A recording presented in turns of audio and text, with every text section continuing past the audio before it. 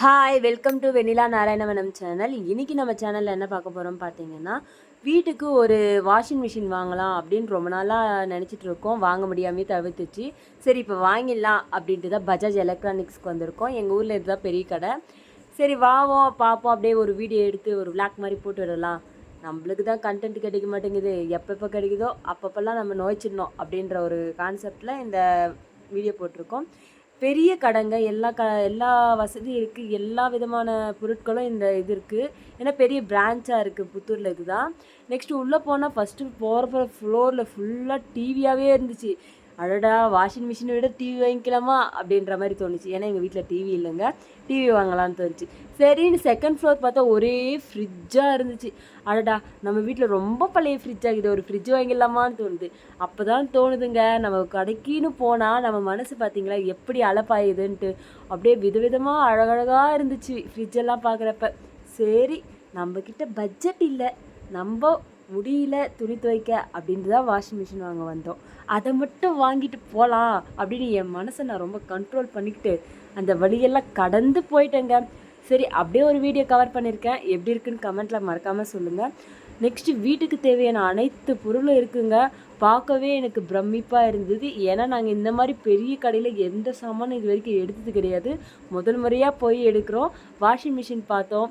சரி, நாங்கள் இங்கே விசாரித்து பார்த்ததில் எங்கள் ஊரில் வந்து உப்பு தண்ணி தாங்க. உப்பு தண்ணிக்கு செமி ஆட்டோமேட்டிக் தான் செட் ஆகும்னு சொன்னாங்க. ஆட்டோமேட்டிக் செட் ஆகாதுன்னு சொல்லிட்டாங்க. சரி, நம்ம அதுவே வாங்கிக்கலாம் அப்படின்ட்டு செமி ஆட்டோமேட்டிக் தாங்க பார்த்துட்டு இருந்தோம். அதை விட என் மனசு என்ன சொல்லிச்சுன்னா, செமி ஆட்டோமேட்டிக் பார்த்தா பெருசாக நல்லா இல்லைங்க, அதே ஆட்டோமேட்டிக் பார்த்தா குட்டியாக அழகாக இருந்ததா. சரி, நம்ம வீட்டுக்கு தான் செட் ஆகாது. அதை விட ரேட்டு ரொம்ப ஜாஸ்தியாக இருந்துச்சுங்க. என் மனசு அங்கேயே இருந்தது. நான் அதையே தான் பார்த்துட்டு இருந்தேன். அவங்கெல்லாம் மொத்தம் டீட்டெயிலாக அழகாக எக்ஸ்பிளைன் பண்ணாங்க. நம்மளுக்கு எல்லாமே புரிஞ்சுது. வாரண்ட்டி இருக்குதுன்னு சொல்லியிருக்காங்க. பார்ப்போம். ஆனால் என் மனசு மொத்தம் ஆட்டோமேட்டிக்கில் இருந்தனால நான் அங்கேயே போய் மொத்தத்தையும் பார்த்துட்டு இருந்தேன், நல்லா இருக்கான்ட்டு. நம்ம வீட்டுக்கு உப்பு தண்ணிக்கு இது செட் ஆகாது. எதுக்கு? அது இல்லாமல் பட்ஜெட் இல்லைங்க. ஸ்டார்டிங்கே 32 அப்படின்னு சொன்னாங்க. நெக்ஸ்ட்டு இது எல்லாத்தையும் ஒரு ரவுண்ட் பார்த்தோம். வாங்க தான் முடியல. பார்க்கலாங்க அப்படின்ட்டு தான் நான் வந்தேங்க. மொத்தத்தையும் ஒரு சுற்றுன்னு சுற்றிட்டோம். எல்லாத்தையும் கவர் பண்ணியிருந்தேன். வாஷிங் மிஷின் தாங்க அழகாக ஒன்று பார்த்து ஃபிக்ஸ் பண்ணிட்டோம். என்ன வாஷிங் மிஷின் வாங்கினீங்கன்னு கேட்டிங்கன்னா, செமி ஆட்டோமேட்டிக்கில் சாம்சங்கில் 7.5 kg தாங்க வாங்கினோம்.